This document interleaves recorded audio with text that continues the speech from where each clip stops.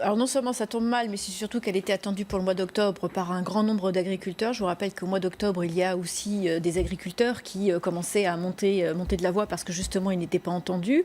Et donc, oui, elle tombe tardivement, elle tombe mal et surtout, elle est très mal ficelée, cette loi. C'est-à-dire qu'il n'y a aucune contrainte pour la grande distribution, ou alors elles sont très faibles. On ne comprend pas vraiment quelles sont les mesures punitives si les contraintes ne sont pas respectées. Et en l'occurrence, il n'y a aucun moyen de contrôle. Donc en réalité, c'est une loi qui fait appel au bon vouloir des distributeurs. Or, on sait que les distributeurs sont en situation de force à chaque fois qu'il s'agit de rentrer dans l'une de leurs enseignes ou de négocier avec les centrales d'achat. Ce sont les acheteurs qui font la loi.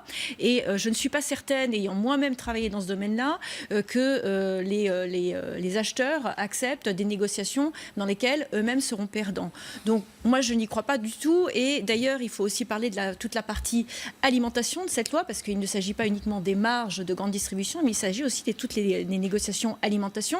Et je vous rappelle du scandale du fait que le glyphosate n'a pas pu être inscrit. Voilà, tout à fait. Bon, ça, c'est un autre débat. Oui, ben voilà, mais donc ça démontre quand même que dans cette loi, il y avait peut-être une bonne intention, mais le nombre d'amendements et la façon dont elle a été gérée fait qu'au final, elle est comme beaucoup de lois, la loi précédente dont on parlait, elle est vidée de son contenu, elle n'a pas de sens et finalement, elle sera inapplicable. Sophie Yvan, je vous donne la parole.